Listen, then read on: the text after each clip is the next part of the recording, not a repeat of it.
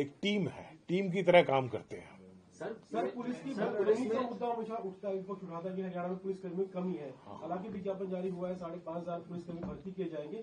कितनी मदद मिलेगी पुलिस की कमी को पूरा करने में, और कितनी कमी आप मानते हैं कि हरियाणा में कितनी पुलिस होनी चाहिए जो अब कम है?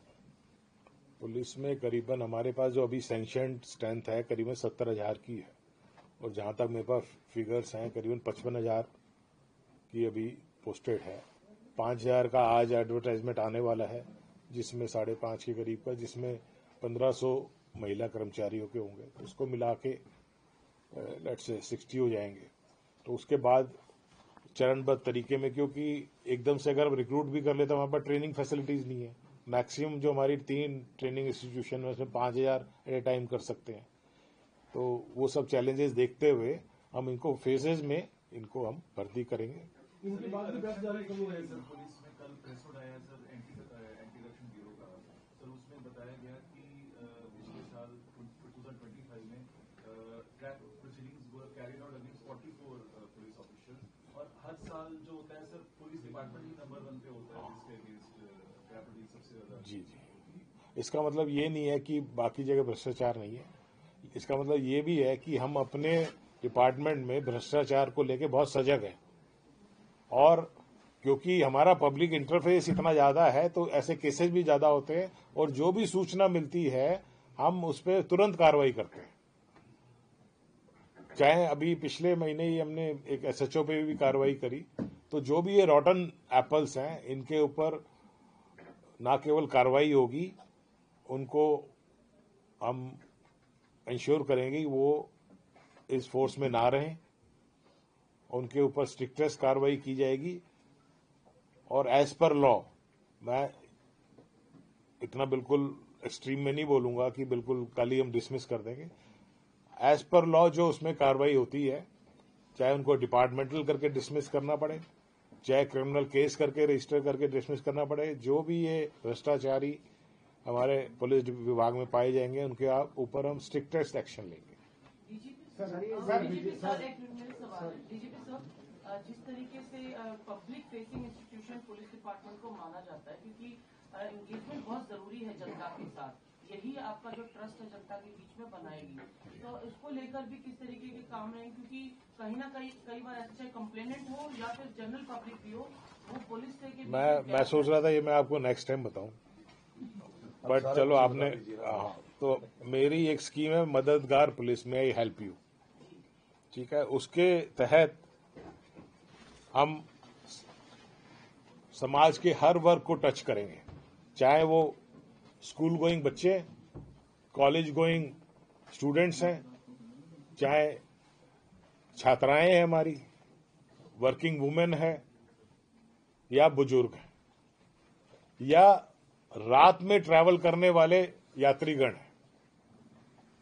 हमारे साथ एक ऐसा इंसिडेंट हुआ था कि रात को मैं सिरसा पोस्टेड था कि एक NRI जा रहे थे बठिंडा, तो रास्ते में उनकी हार्ट की प्रॉब्लम होगी, तो PCR जो थी उसने इमीडिएटली उनको डॉक्टर के पहुंचाया।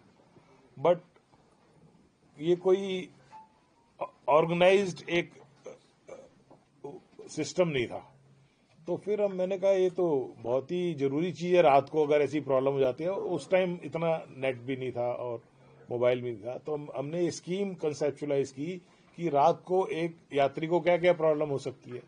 उसके बच्चे को कोई बीमार पड़ सकता है, कोई पेट्रोल खत्म हो सकता है, गाड़ी पंचर हो सकती है, मेडिकल प्रॉब्लम हो सकती है। ऐसे हमने 10 एक्टिविटी आइडेंटिफाई करी, तो हमने मेन रूट्स पे हम वो उनको फैसिलिटीज प्रोवाइड कर देंगे।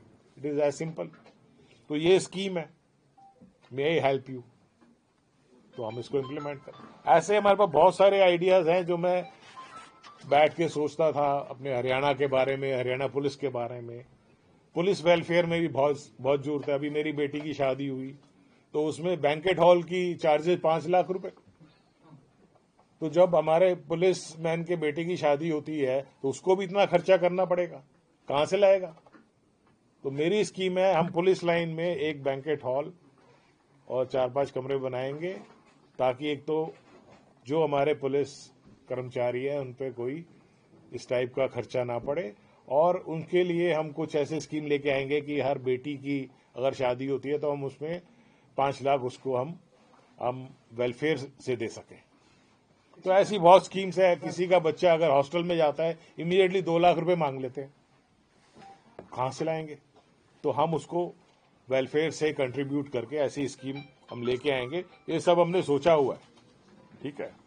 और मिसिंग पर्सन्स का, बच्चे जो घर से चले जाते हैं, ऑपरेशन मुस्कान, तो ये नहीं है चल नहीं रहा है, चल रहा है सारा का सारा। हम उसको और एक्सेलरेट करेंगे, जिसकी जहां पे एक्स्ट्रा जरूरत है। पीओज बेल जंपर, हमारे 10,000 अपराधी भागे हुए हैं, हम उनको पकड़ेंगे। उसके लिए चाहे टेक्नोलॉजी यूज करनी पड़े, चाहे एआई यूज करनी पड़े, जो भी नए नए हमारे जो तौर तरीके हैं, नए मॉडर्नाइज तरीके हैं, उससे हम उस पर एक्शन लेंगे, ठीक है। ये और बहुत है, बल्कि हम मैं अभी और ज्यादा कमिट नहीं करना चाह रहा। एक सवाल है सर।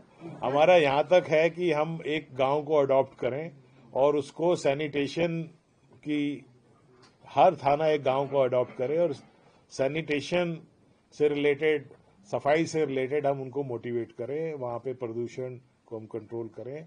400 अगर थाने हैं तो हम 400 गांव को हम इम्प्रूव कर सकते हैं। तो इस टाइप की बहुत मेरे थॉट्स हैं, और उसमें अपनी टीम के साथ मैं बैठूंगा। हमारी प्रायोरिटी तो सबसे पहले crime control, law and order, उसके बाद हम पब्लिक तक जाएंगे, उसके बाद हम अलग स्टेप वाइज अलग अलग उसमें जाएंगे।